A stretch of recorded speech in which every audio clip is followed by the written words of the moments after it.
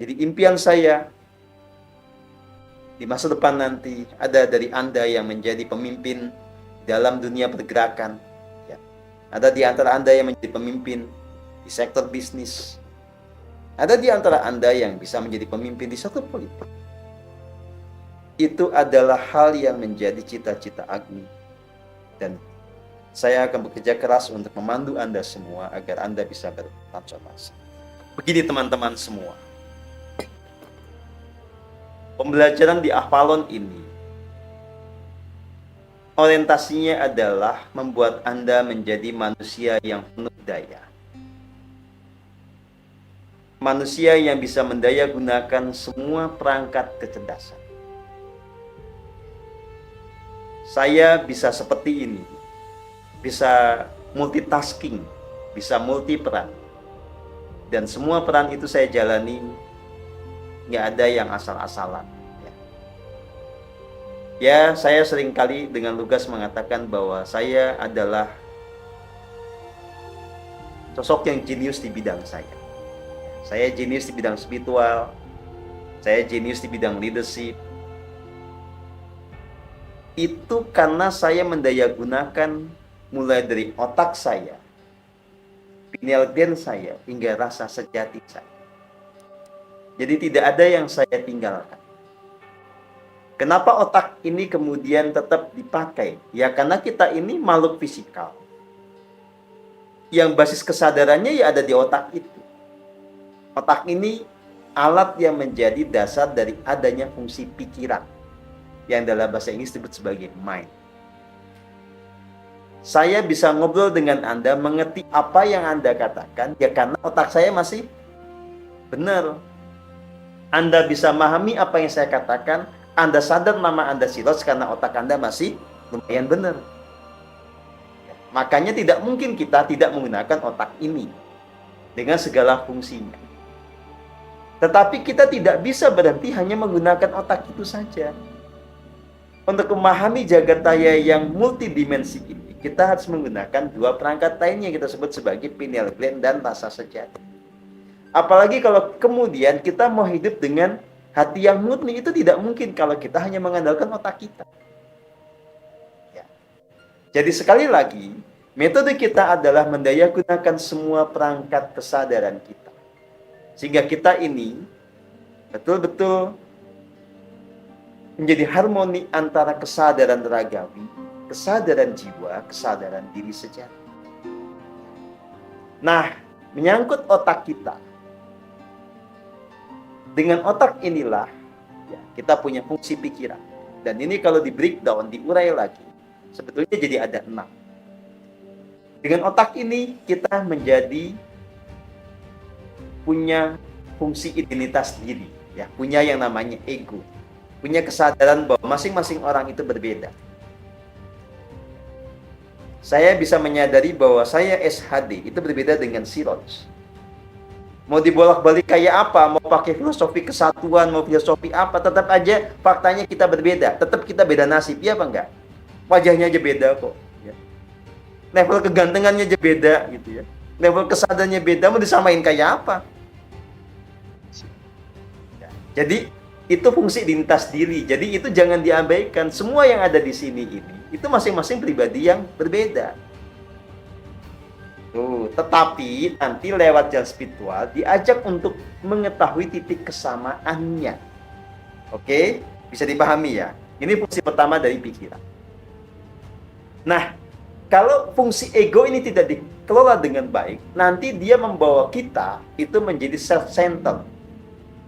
Kita menjadikan diri kita sebagai pusat, tetapi dalam makna yang distortif.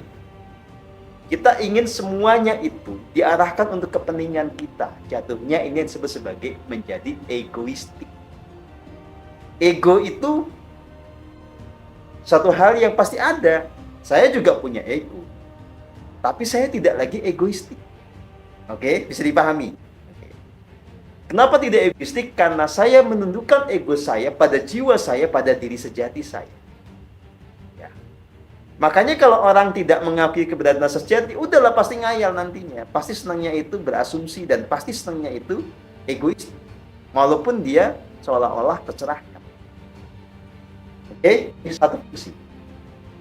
Fungsi berikutnya, bahwa dengan adanya otak ini, kita punya kemampuan untuk memahami, untuk mengerti, punya fungsi kognisi. Ya. Maksud yang tadi saya bahas, bahwa dengan otak Anda bisa memahami apa yang saya katakan. Anda bisa memahami apa kata Avalon seperti yang saya tadi telah ceritakan. Itu fungsi kognisi. Ada lagi namanya fungsi analisa. Ya. Mengurai sebab akibat, mengambil kesimpulan dari premis-premis yang kemudian ada di hadapan. Dengan kemampuan analisa ini, Anda bisa menilai saya ini orang halu atau tidak. Dengan cara apa? Menguji konsistensi dari setiap kalimat saya. Orang halu itu hari ini bilang ini, besok sore bilang yang berbeda, yang itu bisa bertolak belakang. Oke. Contoh gini. Kalau kita mengatakan bahwa jiwa tidak ada, maka kita harus konsisten. Jangan pernah ngomongin yang namanya past life. Jangan ngomongin surga neraka di dunia. Jiwanya aja nggak diakui kok. Nah, kalau ada orang inkonsisten, itu tanda bahwa dia tidak menggunakan kesadarannya dengan benar. Oke. Nah, Anda menggunakan fungsi analitik itu untuk menilai konsistensi orang. Dan kalau Anda kemudian juga kembangkan lagi, Anda bisa betul-betul melihat hubungan sebab akibat pada semua fenomena di jagat raya. Fungsi berikutnya, fungsi observasi. Ya kayak Anda lagi memperhatikan saya, kan itu pakai fungsi observasi. Anda menggunakan mata, menggunakan panca indera untuk memperhatikan saya. Oke? Nah, ada lagi fungsi berikutnya, namanya fungsi memori. Apa yang saya katakan ini nanti nempel di kepala Anda ingat-ingat. Nah, semakin kekuatan memorinya tinggi, maka daya tampung terhadap apa yang disampaikan pada Anda menjadi semakin besar. Dan nggak ada yang kemudian terlupakan. Ya, dengan kemampuan memori ini Anda menjadi tahu siapa nama saya, ya. Dan seterusnya. Ya. Berikutnya, ada yang disebut sebagai fungsi imajinasi. Nah, fungsi imajinasi ini, itu nanti, seperti halnya fungsi memori, bisa punya sisi destruktif dan punya sisi konstruktif. Kalau sisi memori yang konstruktif itu kan tadi, pengetahuan apa itu Anda ingat. Fungsi destruktif apa? Ketika Anda mengingat hal-hal yang nggak perlu. Lagi diem, tiba-tiba ingat patah hati di masa lalu, tiba-tiba ingat sakit hati oleh bos, itu kan destruktif namanya. Nah, ke depan, berimajinasi. Ngayal jorok, ngayal apapun, itu fungsi imajinasi yang destruktif. Tapi kalau Anda menciptakan sesuatu dengan kekuatan pikiran Anda, itu fungsi imajinasi yang konstruktif. Nah, lalu kita ini, kalau mau menjadi manusia yang hebat, bagaimana? Ya semua fungsi itu dipakai dong. Nah, saya kasih contoh-contoh pembanding. Di dunia ini banyak orang-orang yang sangat jenius, tapi hatinya tidak murni. Jadi dia bisa menggunakan otaknya dalam kapasitas yang sangat tinggi. Tokoh-tokoh katakanlah misalnya Mark Zuckerberg, ya, itu jenius. Tetapi dia hanya mendayagunakan otaknya, tidak menggunakan yang namanya rasa sejati. Nah, saya mau mengajak Anda itu jenius sekaligus punya hati yang murni. Ini yang langka di dunia kita saat ini.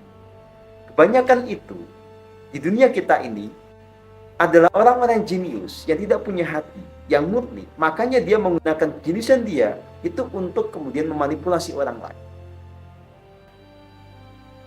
Makanya orang-orang yang sekarang ada di piramida kekuasaan politik ekonomi itu orang jenius semua, nggak ada yang goblok. Karena mereka menggunakan ininya semua, pikirannya semua, termasuk untuk menciptakan teknologi-teknologi yang luar biasa. Tapi tanpa hati yang murni, maka mereka akan menjadi perusak. pemimpin yang justru malah merusak. Oke? Nah, satu hal yang mau saya garis bawahi dan saya mau menggedor Anda semua begini. Banyak teman-teman itu kan latarnya memang pendidikan akademis gitu ya. Problemnya begini. Pendidikan akademis itu membuat kita tampak pintar, tapi sebetulnya itu tidak betul-betul membuat kita bisa mendayagunakan otak kita. Kita disetting lewat sekolah kita itu menjadi pekerja bahkan budak.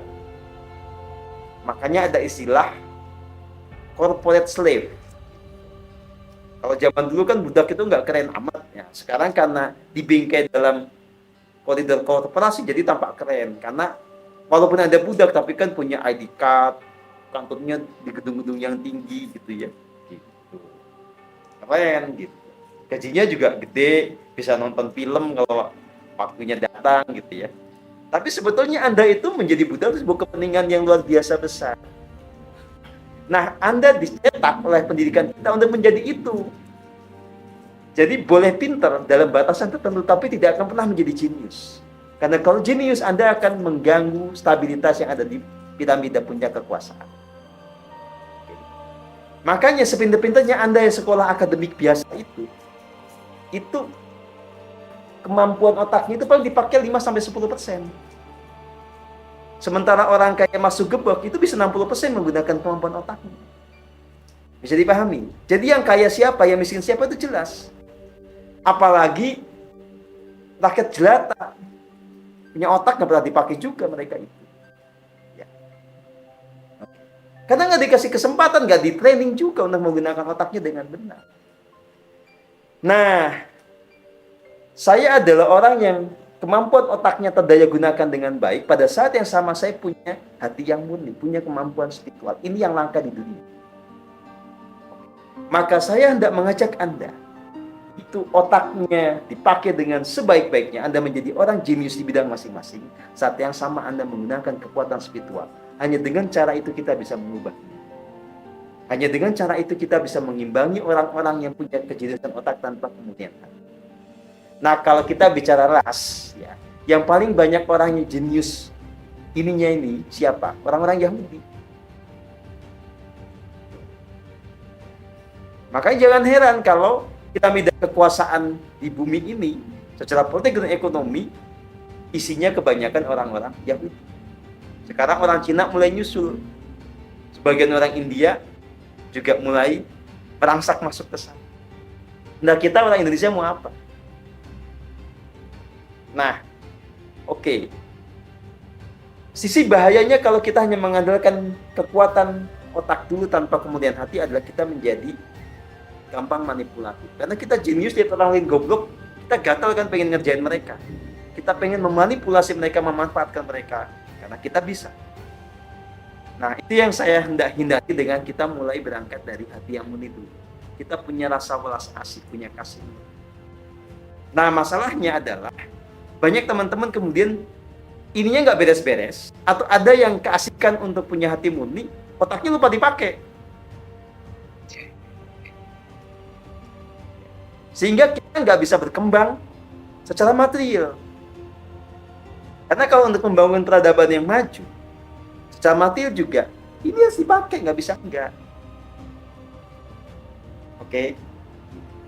Nanti saya kasihlah ukuran gitulah dari 50 berapa peserta di Avalon ini, berapa persen Anda mendaya gunakan otak Anda. Itu pasti kisarannya 3-5% rata-rata.